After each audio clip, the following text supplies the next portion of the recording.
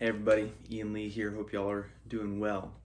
In this video, I wanted to talk about the extra note rules, or Barry Harris's extra note rules, and applying them to a minor pentatonic scale. I was teaching a student today who, when we first connected, he said, I want to learn more traditional blues, thinking kind of like Albert King, for example. I say traditional, so not like roots blues, but more of that era of the blues. He wanted to learn that kind of style of guitar. And we've been working on, getting his improvisational abilities up, some music theory concepts, feeling comfortable playing rhythm, all the good stuff.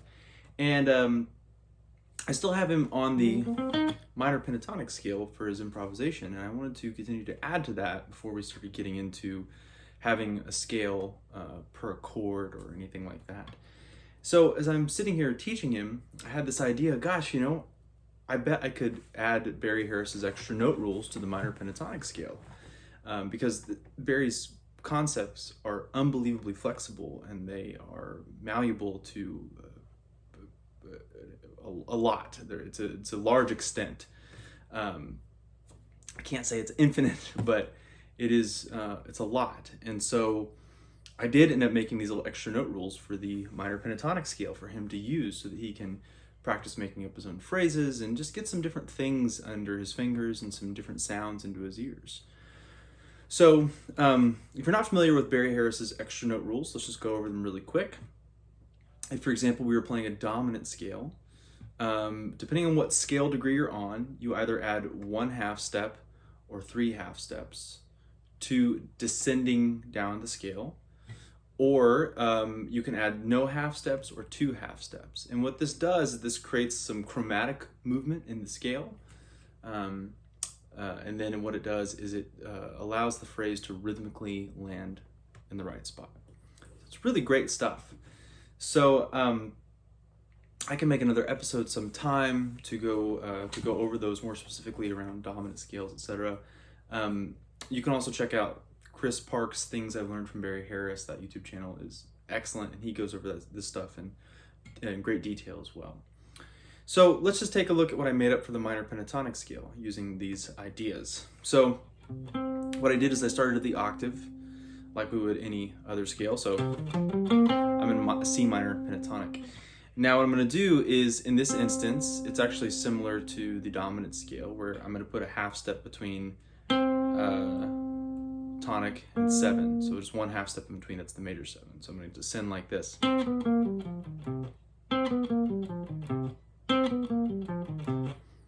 Okay, so that's the first one. Now we're going to go to the next scale degree. Now we don't have this, the second does not exist. The second scale degree doesn't exist in C minor pentatonic. So the next one is the third. So the third, I'm going to do no half steps or 2 half steps or extra notes, however you want to think about this. So whatever terminology feels best to you. So in this instance, I'm going to do no half steps the first time. Hear that? 1 and 2 and 3 and 4, like that. Now I'm going to add 2 half steps. My 2 half steps are going to be one half step is going to be between the tonic and the 7. The other half step is going to be between 5 and 4. So we get that blue note in there too, which is an iconic sound in playing the blues. So we get that flat 5 sound. Great sound. Wonderful thing to practice. Now, we're going to go up to the 4th scale degree. So the 4th, and it's that F natural in a C minor pentatonic scale. Now here we can do 1 half step like we did for the tonic, and we can do it just the same, just like that. Still putting the half step between tonic and 7. Or we can do 3 half steps. So we can put the half step between 4 and minor third, which is part of our minor pentatonic anyways. And then we put the other 2 half steps from the scale rule before. So now our 3 half steps, it's going to be half step between perfect fourth and minor third, and then a half step between tonic and 7, and a half step between 5 and 4. So it's going to sound like this.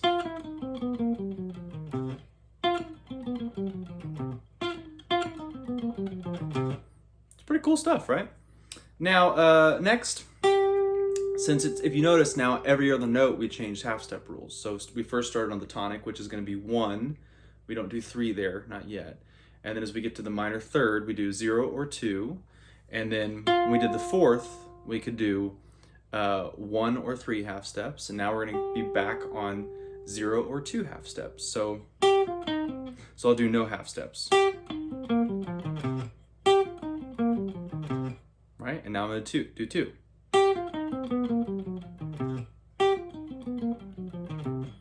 Cool stuff, huh? Now for the next scale degree, I'll do 1 half step or 3 half steps.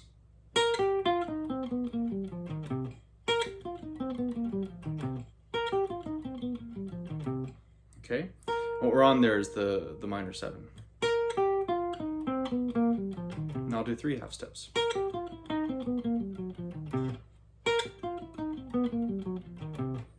Cool, huh? Now we can do the tonic an octave up. We'll do, this is interesting. So now the tonic an octave up actually changes on us. So now it's going to be no half steps or 2 half steps, I think. Actually, I haven't gone this far yet, so we're going to find out. Yep, the tonic an octave up is actually, that's funny, is going to be no half steps or 2. Okay, or 2 half steps.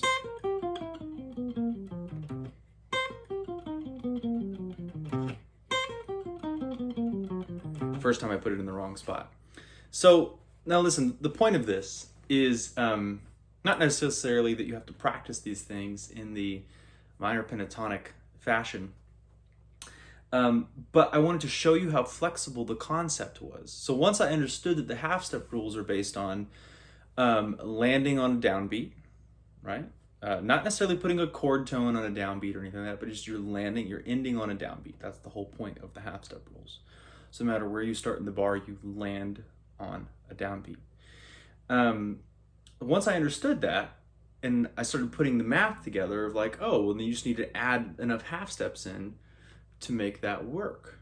Okay, well then that means that I can insert these rules anywhere that I want them to, and they can expand as much as you want. So for example, let's go back to, let's stay right here actually.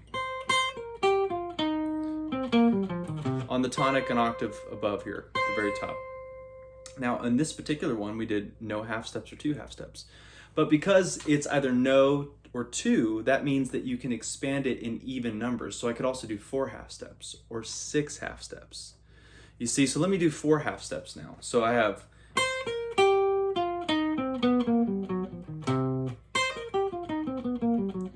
that's 2 half steps. So check this out.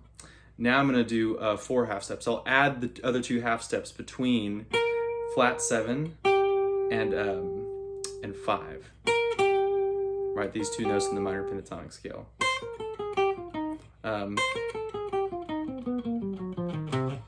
Right?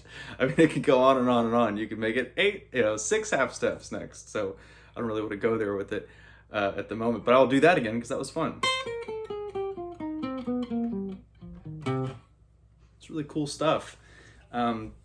So I encourage you to experiment with these concepts on your own and to play with these ideas as much as possible and coming up with your own things around them. It's not that I recommend practicing Barry's prescribed ideas, no doubt, but I also recommend you take these things and make them into your own. That's the whole point, to find your voice within this. How can you be creative within this system? And that's what I love about Barry's system. It is a fluid, open system that is open to the, I guess that statement, beauty is in the eye of the beholder. Well, you know, the sound is it's in your hands with his thinking. So anyways, thanks so much for watching. Like and subscribe and comment if you're enjoying these videos, and I'll keep putting more content, and have a great day.